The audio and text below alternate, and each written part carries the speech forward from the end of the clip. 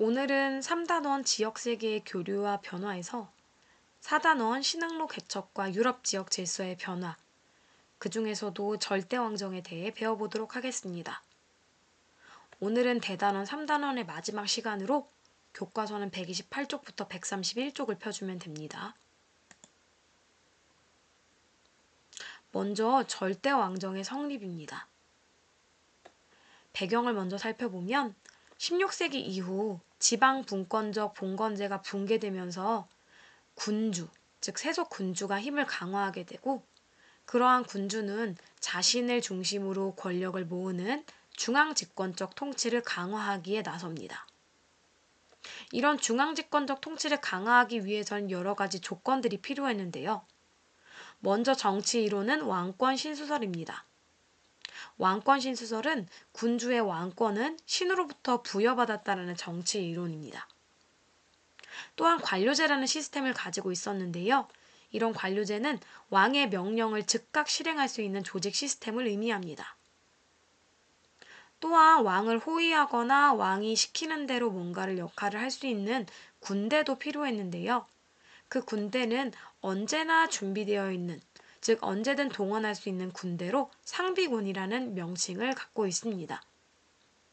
그리고 절대왕정이 막대한 자금을 활용하기 위해서는 경제정책도 반드시 필요했는데요. 그 경제정책은 중상주의라고 볼 수 있습니다. 중상주의는 국내 산업 보호와 육성을 위해서 수출은 장려하지만 국내 내부에 상공업자들을 보호하고 이 상공업자들이 절대왕정의 군주에게 돈을 지원해주는 시스템이었기 때문에 그들을 보호하기 위해서는 수입을 억제할 필요가 있었습니다. 그리고 국내에서 만들어진 다양한 산업 제품들을 식민지에 넘기는 활동도 필요했기 때문에 식민지 확보에도 열을 올렸습니다. 그래서 절대군주는 기존의 봉건 세력과 새롭게 나타난 상공 시민 계층의 세력 균형 사이에서 절대군주가 왕권을 강화한 형태라고 볼 수 있습니다. 이게 바로 중상주의의 모습인데요. 완성품은 수입을 금지하고 원료는 수출을 금지하고 이렇게 장벽을 두툼하게 만들어서 관세를 물어서 수입품이 쉽게 국내로 들어올 수 있지 못하도록 만드는 것입니다. 또한 완성품을 수출하는데요. 이 완성품은 외국에 식민지에 팔거나 식민지로부터 원료를 수입해서 싼 값에 만들 수 있었기 때문에 국내 산업이 보호되는 정책이 추진되게 됩니다. 이렇게 식민지에 자국에서 만든 여러 가지 공업 제품들을 팔게 되는 것이겠죠. 그러면 각국의 절대왕정 사례에 대해 배워보도록 하겠습니다. 먼저 서유럽입니다. 가장 먼저 절대왕정을 확립한 건 에스파냐였습니다. 에스파냐의 펠리페 2세는 아메리카에서 들여온 금, 은을 통해 무적함대라는 강력한 함대를 육성해서 해상무역을 장악하게 됩니다. 하지만 이런 무적함대는 오스만 제국과의 레판토 해전에서도 승리할 만큼 굉장히 강성했는데 영국의 패배함에 따라 결국 쇠퇴하게 되고요. 영국의 엘리자베스 1세는 에스파냐의 무적함대를 격파하면서 대서양 해상권을 장악하게 됩니다. 또한 북아메리카의 다양한 식민지를 건설하게 됐고 동인도 회사라는 회사를 설립해서 인도 진출의 발판을 마련하게 됩니다. 그래서 영국의 엘리자베스 1세는 나는 국가와 결혼하였다라는 말을 남겼다라는 이야기가 있을 정도로 대표적인 영국의 절대 군주에 해당됩니다. 프랑스의 루이 14세가 가장 유명한 절대 왕정의 군주죠.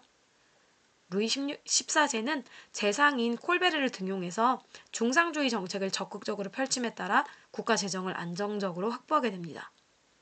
또한 강력한 상비군을 보유했고 자신의 왕권을 과시할 수 있는 베르사유 궁전을 만들게 됩니다.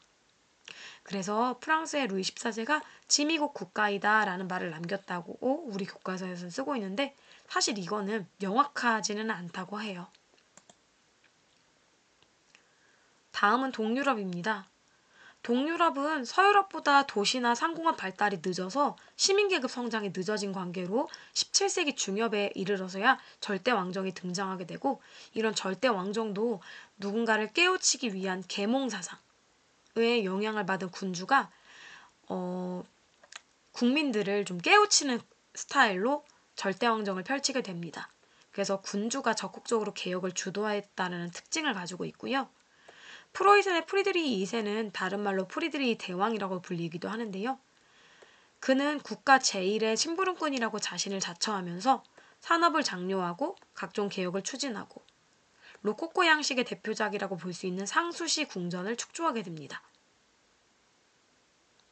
러시아의 표트르 대제는 직접 서유럽 국가들을 시찰하면서 서유럽의 선진 문화나 제도를 적극적으로 도입했고 스웨덴과의 북방전쟁에 승리해서 발트해로 진출했으며 얼지 않는 항구인 부동항을 확보하는 데 성공합니다. 러시아는 북쪽 지방에 굉장히 추운 냉대 한대 기후에 속해 있기 때문에 항구가 얼 정도로 굉장히 어려운 기후 조건이었어요. 그래서 러시아의 숙명은 얼지 않는 항구를 통해서 꾸준히 해상 교역을 할 수 있는 발판을 마련하는 거였는데 그 얼지 않는 항구를 부동항이라고 합니다. 또한 표트르 대제는 수도인 상트페테르부르크를 건설하면서 왕권을 강화하기 위해 노력합니다. 오늘은 여기까지 하겠습니다.